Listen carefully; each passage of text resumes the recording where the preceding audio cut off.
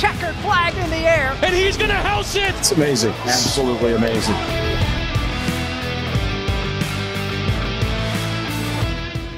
What's going on, everybody, and welcome to another Angle of Pursuit podcast, your NASCAR betting and DFS home. That is Brian Twining. I am Kyle Robert. Appreciate everyone who's been along for the ride so far. We appreciate all the views and the thumbs up and the comments. Please always smash the like if you are enjoying the content. If you have not subscribed, which there is a good amount of you that are watching that aren't subscribed, please consider doing that. It really does. Please hit the thumbs up too. It helps us out. And then always let us know down in the comments if you have questions, if you have thoughts. We're always open. And then, let us know your best bets. Do you have a favorite outright? Do you have a favorite head-to-head? Do you have a favorite bet for the race? Let us know. Also, Brian and I will be in Vegas. I leave tomorrow night. Brian is going to pick me up, hopefully, at the airport. We'll see. We'll see if I get stuck at the sportsbook. See how it goes. But if you are going to be in Vegas for the race, please let us know on Twitter. You see our handles there. We are trying to go to the Bob Pockris tweet up. So if you want to meet us there, we're happy to say hello. We'd love to engage with everybody who watches the show. So appreciate nothing like getting an adult beverage at a NASCAR race. So yes, there will be a beer or two, some cars going around. It's going to be one hell of a time.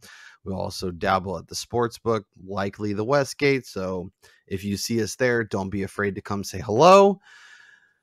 With all that being said, Brian, let's dive into the week that was before we get into the week that is. And from a profit standpoint, Brian, we had a much better week. We got to stop. We get so excited to bet Daytona, and we cannot help ourselves. But my God, is it a dumb race to bet? Because it's so much carnage, so much madness.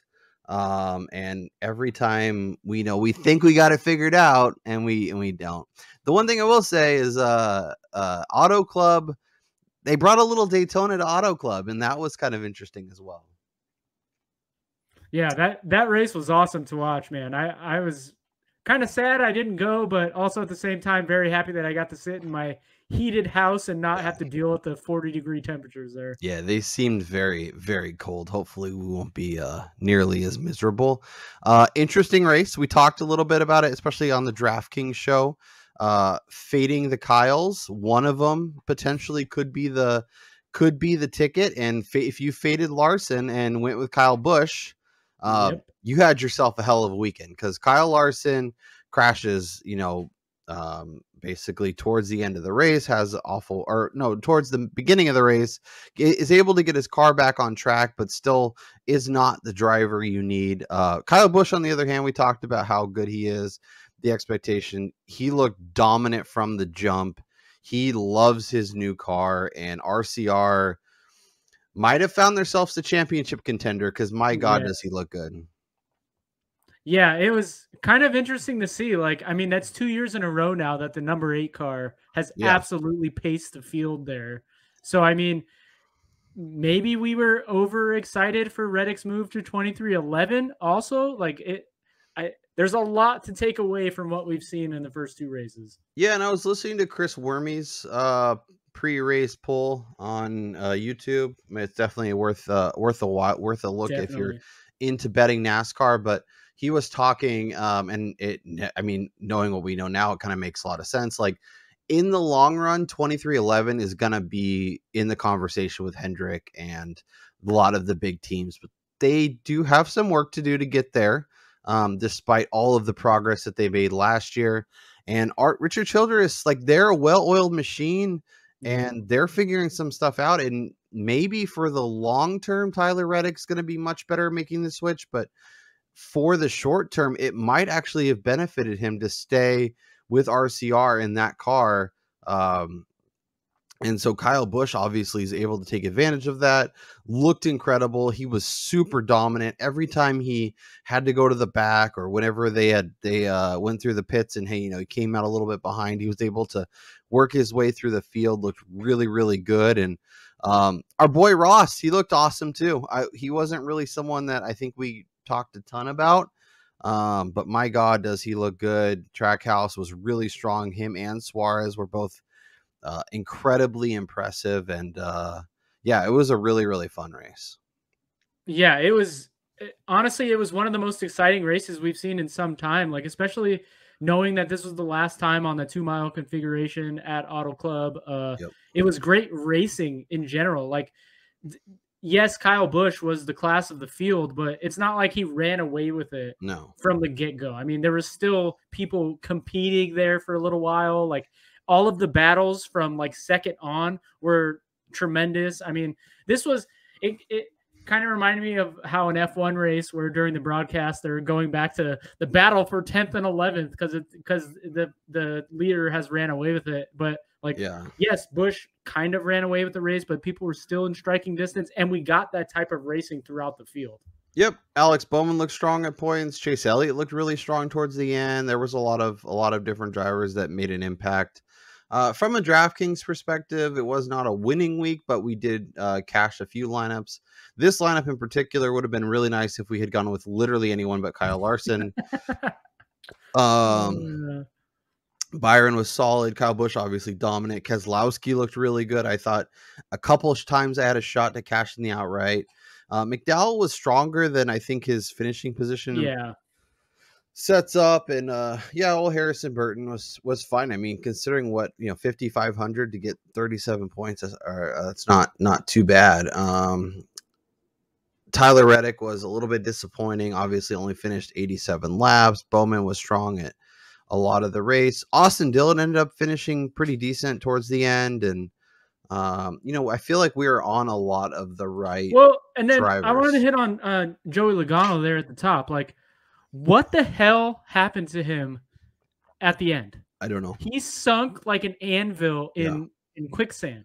Well, it's interesting too because we talked about how dominant he looked, especially in the Vegas races on the long run. By the time he had to go, 20, 30 laps, a lot of times. So I think there was something going on. Obviously, William Byron I don't know if he was too fast going in or too fast going out. So he had to pass through.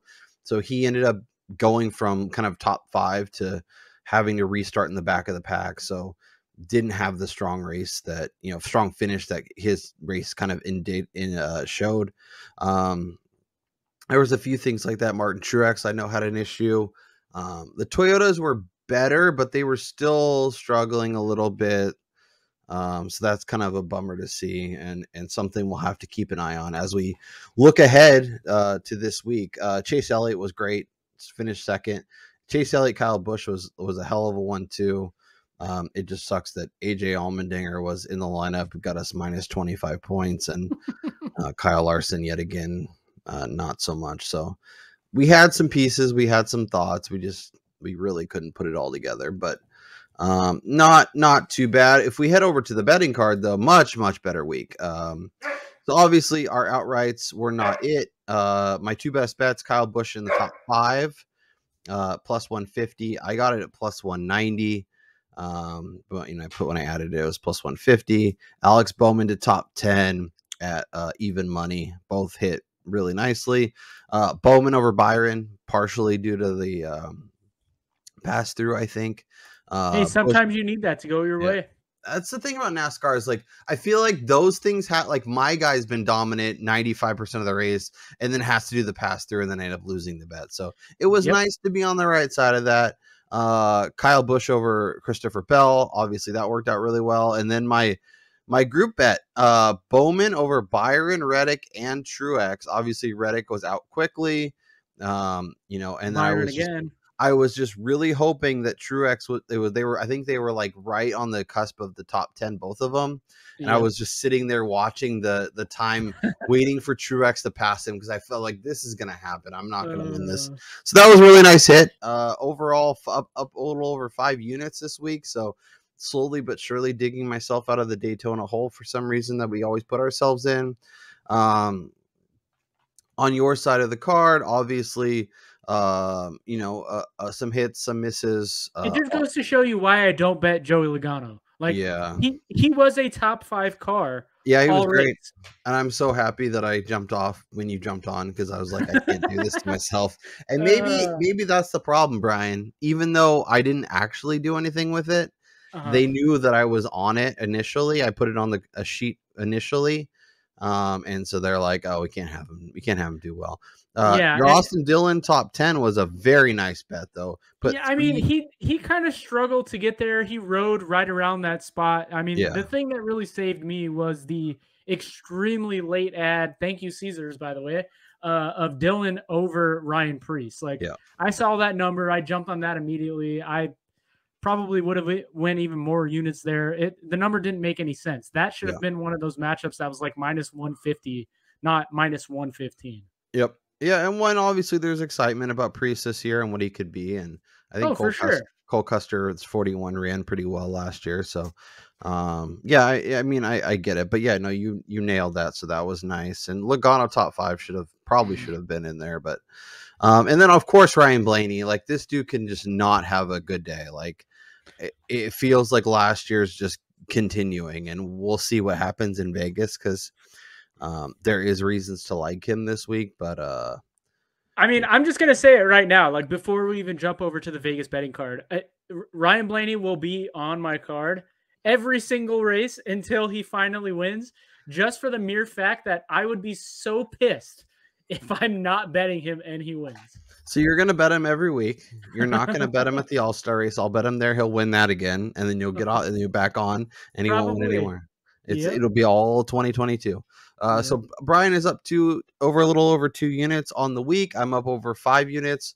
That's a plus 7 unit week for the show. So nice, solid week. Good to get back. Obviously, it was nice to have Ryan from iFantasy Race join us early in the week. Hopefully we'll have some additional guests in the coming weeks, but let's jump into this week's odds, Brian. And for me, there was 3 names that I was excited to see what their number was going to be this week.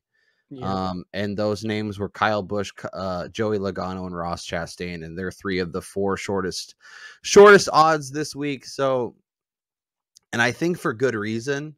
But if you're betting, anything inside 10-1, who's the name for you? Because there's one name for me.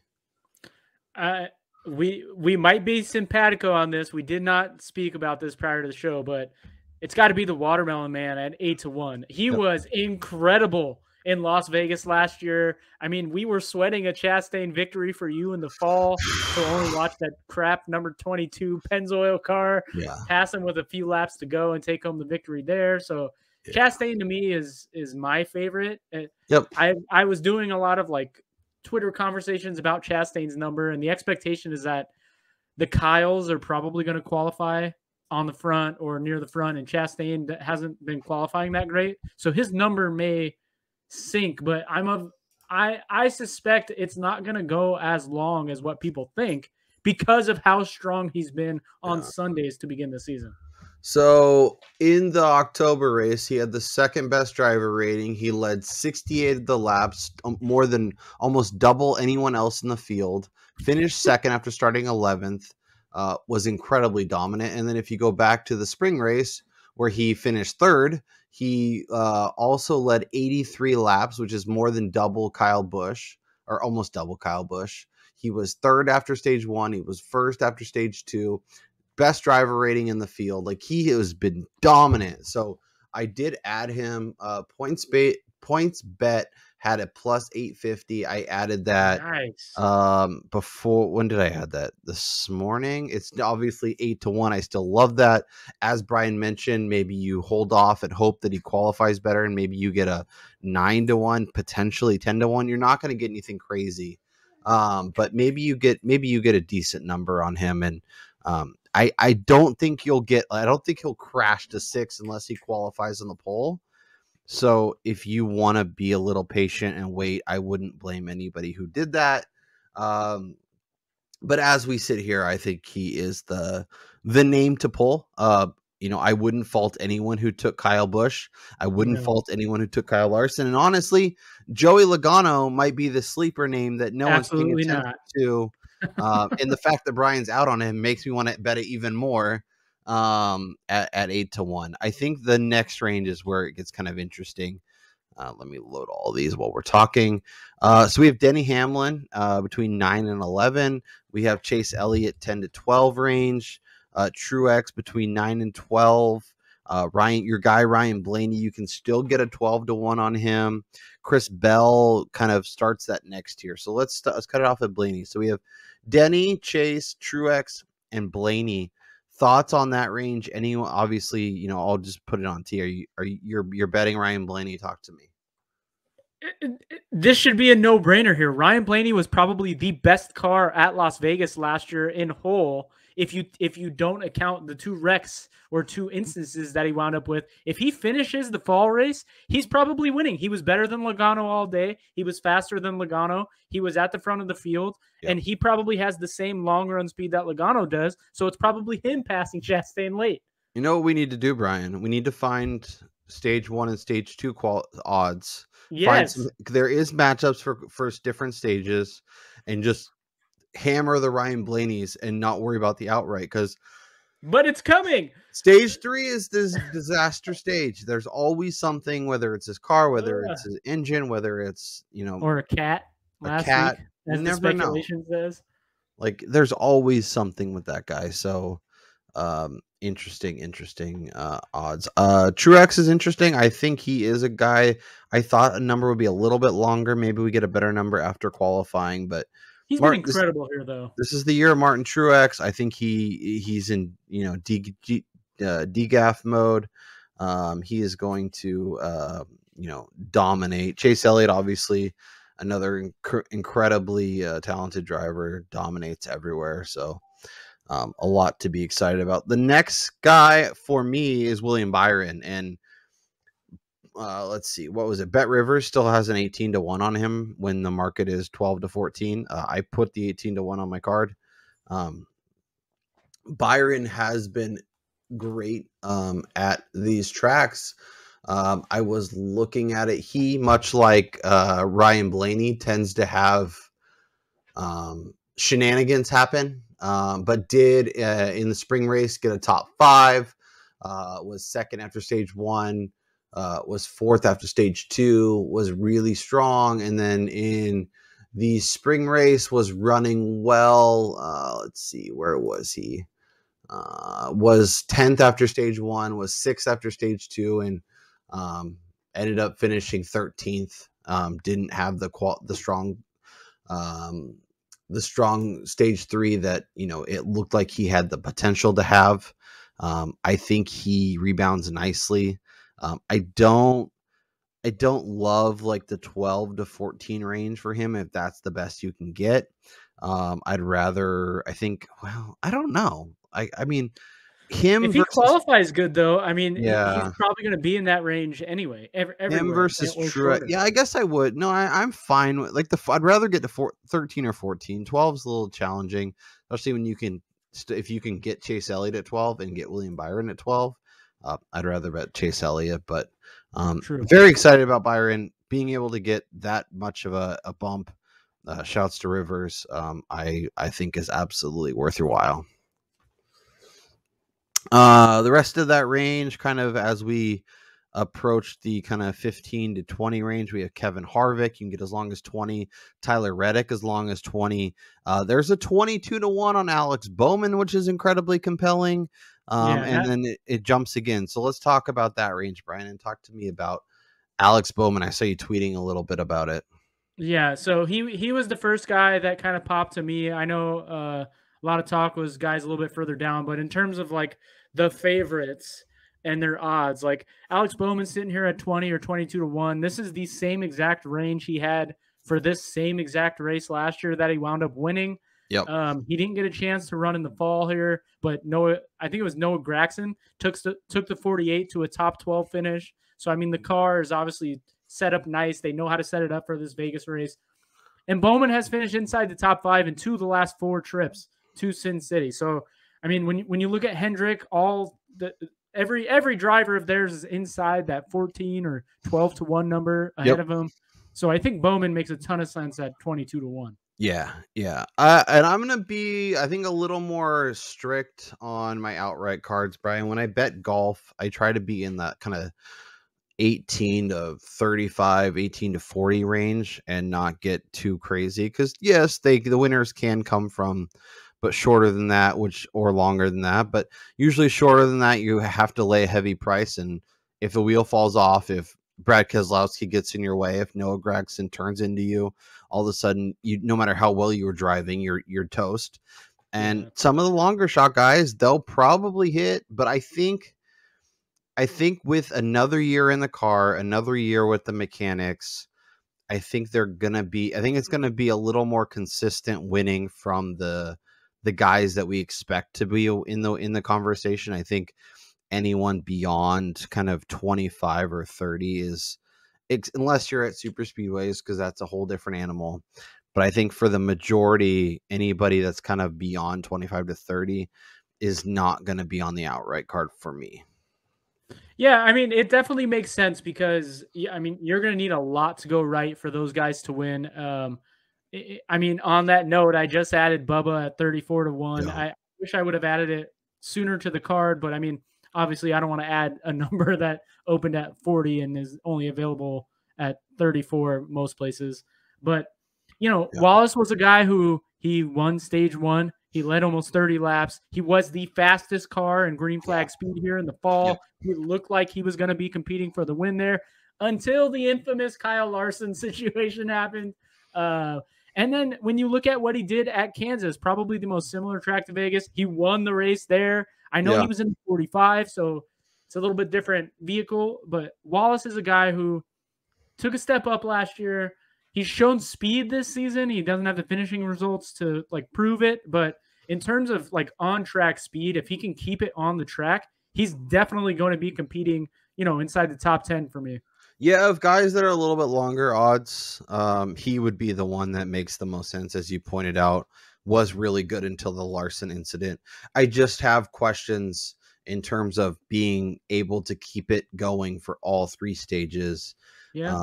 And maybe he qualifies well and has a nice day. And I think he is very capable of winning the race. I think he has all of the skill. It's just a matter of putting it together for 3 stages and not running into somebody or, getting in the mix. So if I was going to bet somebody longer than say 20, 25 to 1, he would be the guy.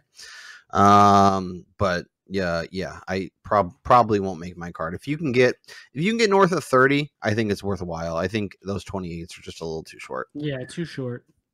Beyond there, Austin Dillon, Brad K. Brad K is, he's probably a better top 5, top 10 bet, but I think he's going to be a lot more consistent in that top third than I think he was last year.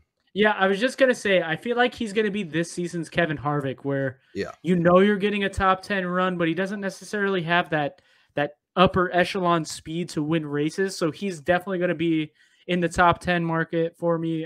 We'll see this week, but yeah, just going forward, he's somebody to keep an eye on for those numbers. No outright card for me beyond here, but I'm going to keep an eye on Chase Briscoe this week, Eric Jones this week, Eric Almirola this week. I did want to note real quick, though, that a couple of little instances here. So only one of the last, I think it's 14 winners in Las Vegas has started their race outside the top 13. Okay. So qualifying is going to play a major role in the way that these odds look, because if I'm noticing this, you would assume the bookmakers are looking at these types of trends. And, again, going back to what I did last week, if you have any inclination to try to hit it jackpot, we are in Vegas. Austin Cindric qualified 3rd and 2nd in the 2 Las Vegas races last year. If you could get him at 100 to 1, you bet a tenth of a unit on that, and you're, that's like a throwaway change. That's change from the couch. See, Brian, this is what happens. I tell myself not to bet anything longer than 30 to 1, and then you bring up good points with Bubba Wallace, with Austin Cindric, and now all of a sudden I want to expand my betting card.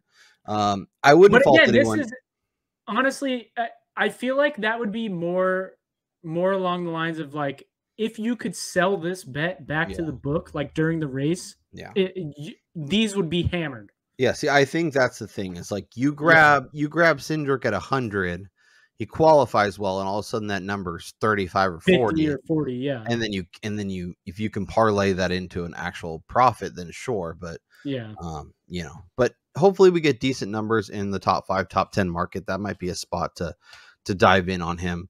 Also really curious to see Ryan Preece. These first few races I think are going to be really important, especially as they're out, Auto Club, Phoenix, Vegas, seeing how these guys perform as kind of a jumping off point to what we can expect the rest of the way. So, now we're just getting into names, so we don't want to really do that. Man. Let's go over to Caesars because they seem to have a lot of quality options for us. So do we go to future bets here, Brian? Yeah, I think it's future bets. Okay. There we go. So let's go to the top 10 market, see if we can't find some value. A little bit shorter this week. Still not great prices on some of these guys, but definitely a little more compelling. Like Chase Elliott at minus 150. Like that's a little bit long, but I would not fault anyone who went there to top 10. William Byron, I'm tempted. I'm wondering if he, like, is he going to be more of the boom bust guy we saw last year where he's like 5th or 25th, or is he going to be a little more consistent? So Chris Bell at minus 140. Kevin Harvick at minus 120 is really nice. I mean, he's a top 10 machine. Yeah. All right. So Kevin Harvick at minus 120 and Alex Bowman at even money are both going on the card. Yeah, and I did want to hit on so I went back and I had watched our 2022 Pennzoil 400 race preview. These numbers are kind of right in line with what we saw posted last year. Going back to the outright market, Kyle Larson was like plus 350 to win the race. He opened as the favorite. So, I mean, you're getting probably better numbers on everybody for outrights this year. These top 10s at Caesars in particular this week are a little bit better than what we've seen this year, but they're right in line with what we saw last year. So okay, I don't think good little indication. Obviously we're trying to base this off of the numbers we have access to recording on Wednesday night. So if your book posts them Thursday, Friday, you see better numbers, obviously adjust accordingly, but we're just simply going off. And that's, once again, if you find a number you like, you want our thoughts, feel free to DM us on Twitter. Feel free to drop comments in the YouTube video. We'll try and come back as often as possible to react and give you our thoughts. Keselowski plus 160. I kind of like that. I'll let you be the Lone Ranger. Also, I want to have a reason to root for Brad K in Vegas with you standing there, because Logano already won. So now it's Brad K's turn to win, right? No. Cindric plus 180, top 10. Let's put that on there. Oh, you don't want to add that. FanDuel has a number that's 3 times that. Oh, okay. We'll have to price comp all these top 10s, because if FanDuel has better numbers, we will gladly take that. We're just going off of what Caesar says. I did want to say about Brad Keselowski, I think he wins for the best paint scheme this week because it looks like the Lions uniform. Oh, I'm kind of excited to see that. Yeah, so it looks pretty sick. That is dope. Let's see. Keselowski, yeah, he was fine. He was kind of average. Not super excited about that. He's been good this year, though. That's the thing. Yeah, RFK is better. Leveled up for sure. Almirola 23rd to 18.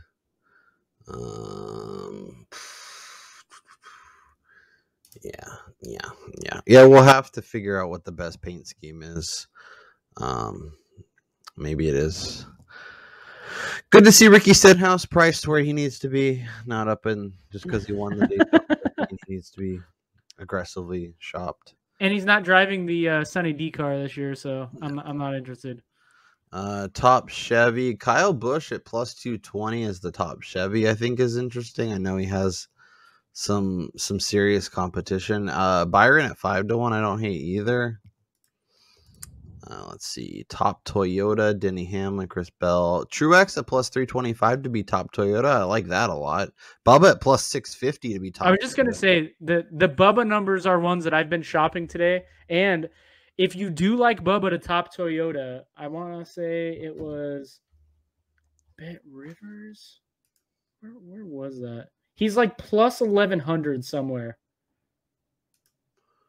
Okay. Oh, he's plus 900 at BetMGM. So if you like Bubba to be the top performing Toyota, go to BetMGM. I am adding that to the card. You said it was 9-1. Yeah, 9-1. Yeah, like I think there's a world, and maybe I should just be betting his like top 3 number. But I think there is a world where he gets maybe 3rd or 4th, and that cashes. I'm not going to put a ton on it, but I think it is worth your look. Top Ford, Logano, Blaney. Like it really feels like it's going to be one of these two guys. If it's Brad K, 12-1, can I get a better number at BetMGM? Don't do it. I love this stuff. Just so random. Cool. Any other? Or you got any Quinellas or anything crazy this week? No, I'm not diving into that market again this week. You loved it. You were so excited. I think if you scroll all the way to the top and you hit scheduled, I think that brings up their matchups. Okay. Yeah, they have kind of a weird setup. Yeah. All right. So we have Tyler Reddick minus 125 versus Alex Bowman. I just want to point out here, Alex Bowman has as many top 10s as Tyler Reddick since Reddick has been in the Cup Series. That's 6 races here. Alex Bowman has 2 top 5s to Reddick's 0 here. Alex Bowman has a victory at this track. Tyler Reddick, without a top 5, clearly does not. And Alex Bowman is one of 4 drivers this season to begin with 2 consecutive top 10s, while Tyler Reddick has wrecked in both races. So in terms of how hot they are coming into this race, Alex Bowman should be the overwhelming favorite in this matchup. All the cards, sir. I'm happy to fade Tyler Reddick in 23-11 until he proves me that he can be strong all 4. I love Ross Chastain. I'm getting minus 110. I will take that over Ryan Blaney. Blaney has been awesome. Could easily win the race. But I will take that. All right. I think we have ourselves head-to-head first matchup, the first show bet. Let's go. Blaney over Ross the Boss. Yep. Although I will not be disappointed if either one wins the race. I'll just throw that out there. Logano plus 115 against Kyle Busch is really nice. I know Kyle Busch has looked amazing and should be amazing at this track on Sunday. But these are still cars that have engines that blow, that have issues. Logano is super slept on. I am going to add that. He is not super slept on. He is plus 115. I guess. He's like the 5th longest, like relative to what he has done at this track.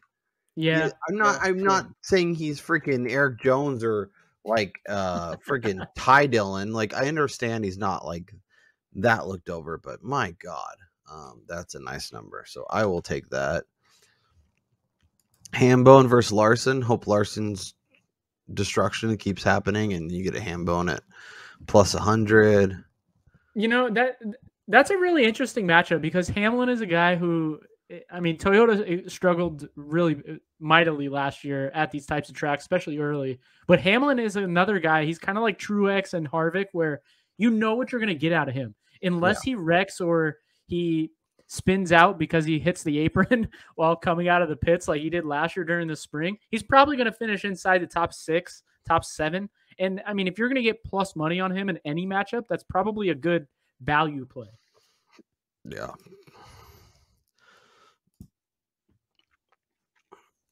Just checking out top 5 odds, see if there's anything that really is compelling. Alex Bowman at plus 250. Ross plus 120.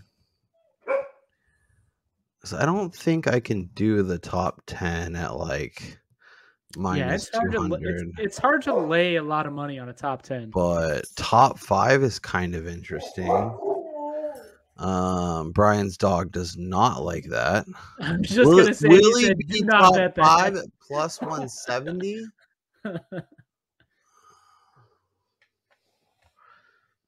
How much is that for Byron? Top 5?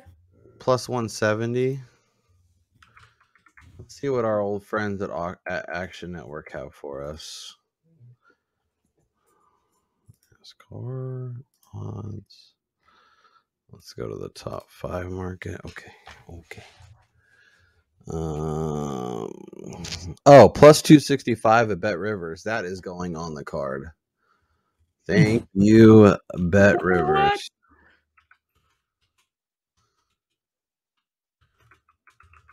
That shouldn't even be legal. Here we are. This is why you shop these, because they like to not give, like, some books are like, nah. So Willie B top 5 plus 265, like that a lot. Reddick 250. Suarez Bowman plus 325. Oh man, I know I have him on the outright, but I want to like mitigate my exposure to one guy, like, because last week I got hit pretty hard with Logano. Yeah, and so this will be the week where you should have gone all in and you didn't. So I will take advantage of that, and I will take the 325. I am going to add Ryan Blaney top 5 at 2-1 though from Bet Rivers. Let's see. He's too damn good. Yep. Like, if he finishes the race, in one piece, he should be inside the top 5. He's been that good at this track. I agree. The odds of him finishing the race in one piece is not high, my friend. I know. Eric Brad K at plus 650 at top 5. Let's go to the matchups here and see if there's anything we're missing. Truex versus Christopher Bell, Bowman versus Suarez. Let's see. Chase versus Bell. Ross Chastain versus Kyle Busch plus 108. That's pretty good. That's pretty good. Logano's plus 115. I feel like Ross should be there too. Larson plus 115. Now we're just reading stuff, so cool. I think that pretty much covers it.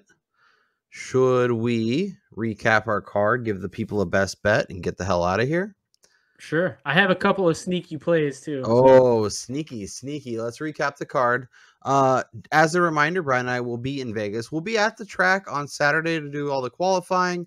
We'll end up recording Saturday after we get back in your feed Sunday morning. So make sure you are subscribed so you get access as soon as it's available. Please like the video if you are enjoying the content we're putting out, and let us know your favorite bet for the Pennzoil 400 at Las Vegas. And again, if you're going to be out there, whether you're at the Pockrass tweet up or you're just walking around, please let us know. We'd love to say hello. So, Brian Twining, let's recap the card. Let's give the people our favorite bets, and let's get the hell out of here. So, right now I have 3 outrights. Ross Chastain 8 to 8.5 to 1. I have William Byron at 18 to 1. I added Martin Truex earlier when I was going through it, 12 to 1. I don't hate that. I don't love it. I probably should not have it on the card, but I added it, so I'm not going to take it off at this point. Marty Party year round. Vegas sounds like a great place for Marty Party. Let's go. Yes, it does. Willie B top 5 plus 265. Alex Bowman top 5 plus 325. I have a Kevin Harvick top 10, Alex Bowman top 10, and then Cindric top 10. I'm going to pull it from FanDuel. I got to compare all the numbers after the pod. to see if I can get better numbers. As always, find all your books, shop all these, get the best number. Betting NASCAR is hard. Bubba Wallace, top Toyota, 9-1. Put a little nibble there. 3 outrights as they sit now. Bowman over Reddick at -105. Chastain over Blaney, which will be the show bet. I got -110, and then Logano over Kyle Busch, mainly because +115, and I think those two drivers are very, very similar. So I will take advantage there. Brian, go ahead and bet. Give me your best bets, and after you break down your card. All right. Well, by default, Ryan Blaney is added to the outright card. The 2 actual bets that I have this week, looking into data, not just my fanhood. Alex Bowman 22-1 over at BetMGM, and Bubba Wallace 34-1. Just going in for like a third of a unit here. I don't feel too strongly about it, but I do want to have some exposure. My only top 5 play right now is the aforementioned Ryan Blaney, who should be there if he could stay on track at 2-1. We'll see. I might adjust the units on this one.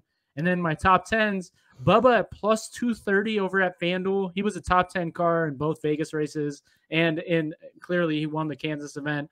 Austin Dillon again with a number that's way too long, +250 over at FanDuel to top 10. And then my favorite top 10 play before practice and qualifying, Austin Cindric +470 over at FanDuel for a half a unit. This number will be cratered after qualifying, in which Penske has dominated here at Las Vegas. My 2 little sneaky plays, I got a group matchup. Alex Bowman over Christopher Bell, Martin Truex Jr., and Tyler Reddick, all of who we talked about a little bit earlier, at 4-1. And then my last one, Cindric over the old people, Harvick, Keselowski, and fellow youngster Chase Briscoe, who struggled mightily at this track last year for a half a unit at +450. And then the show bet, Ryan Blaney over Ross Chastain, and I'll lay the -120 there. I like it.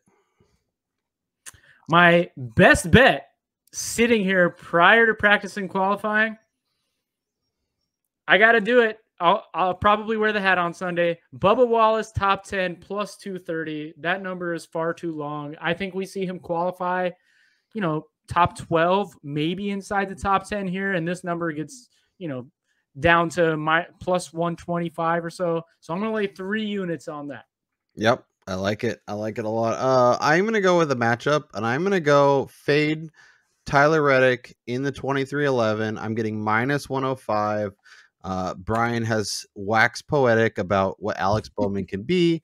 I never need an excuse to jump on that party train. Can be awesome in Vegas. I expect it to continue. So I will put 3 units on that. That is our bets. That is our cards as we sit here on Wednesday. As a reminder, we will be back in your feed Sunday morning with all the DraftKings picks. We will be in Vegas, so we'll unfortunately be unable to play, but we'll give you all of our thoughts. We'll build some lineups with you, hopefully get you the Millie Maker winner, as well as update our card, give you our thoughts post-qualifying, give you any additional bets we are making, and get excited for a hell of a race. That is Brian Twining. I am Kyle Robert. Appreciate everybody who is watching the show, and we'll talk to you guys next time.